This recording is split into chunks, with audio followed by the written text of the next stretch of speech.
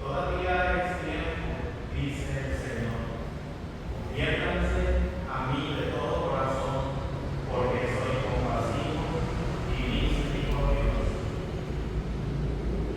Gloria a ti,